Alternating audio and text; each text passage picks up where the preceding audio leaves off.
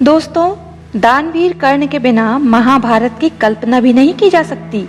साथ ही इस बात से इनकार भी नहीं किया जा सकता कि कौरवों के सेनापति कर्ण अपने प्रतिद्वंदी अर्जुन से भी बड़े धनुर्धर थे, जिसकी तारीफ स्वयं भगवान कृष्ण ने की थी। कर्ण न सिर्फ एक वीर योद्धा थे, बल्कि बहुत बड़े दानवीर भी थे। भगवान श्री कृष्ण भी कर्ण को सबसे बड़ा दानवीर मानते थे। भगवान कृष्ण एक बार कर्ण की परीक्षा लेने गए, जिसमें सफल होने पर भगवान कृष्ण ने उन्हें वरदान दिया। पर हनुमान जी ने क्या वरदान दिया, आइए जानते हैं।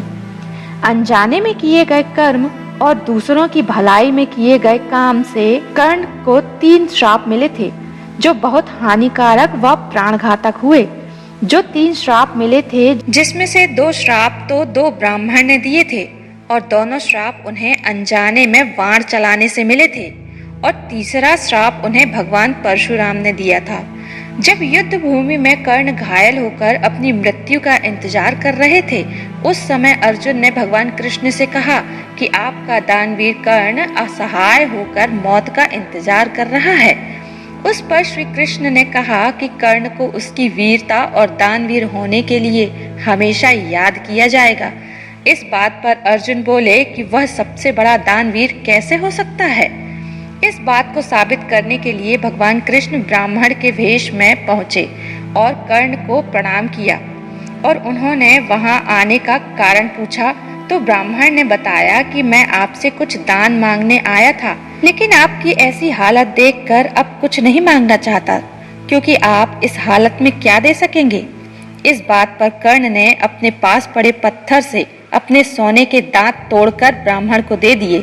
इस बात को देखकर भगवान कृष्ण अपने वास्तविक रूप में आ गए और कर्ण को वरदान मांगने को कहा, तो कर्ण ने 3 वरदान मांगे। कर्ण ने वरदान मांगते हुए अपने साथ हुए अन्याय को याद करते हुए कर्ण ने पहला वरदान मांगा कि अगले जन्म में मैं उसके वर्ग के लोगों का कल्याण हो, और दूसरे वरदान में भगवान कृष्ण को अगला जन्म अपने राज्य में लेने को कहा, और तीसरा वरदान मांगा कि उसका अंतिम संस्कार जो करे वो पाप मुक्त हो। तो भगवान कृष्ण ने सभी वरदान दे दिए, परंतु तीसरे वरदान से भगवान कृष्ण दुविधा में आ गए और ऐसी जगह सोचने लगे जहां पाप ना हुआ हो।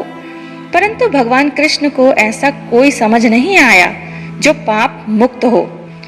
परंतु वरदान के वचनबद्ध होने के कारण कर्ण का अंतिम संस्कार स्वयं भगवान कृष्ण ने किया और कर्ण को दिए हुए वरदान को पूरा किया। इसी बीच जैसे ही हनुमान जी को कर्ण की मृत्यु का पता चला, उनका हृदय व्याकुल हो उठा।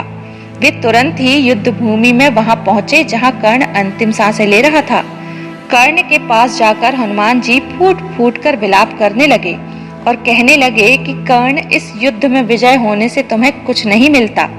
वसुदेव कृष्ण के होते हुए तुम विजय हो भी जाते तब भी कंगाल हो जाते। इसलिए दानवीर कर्ण, विजय पर सिर्फ पांडवों का ही अधिकार था, और तुम लेने के लिए प्रसिद्ध नहीं हो, तुम देने के लिए प्रसिद्ध हो।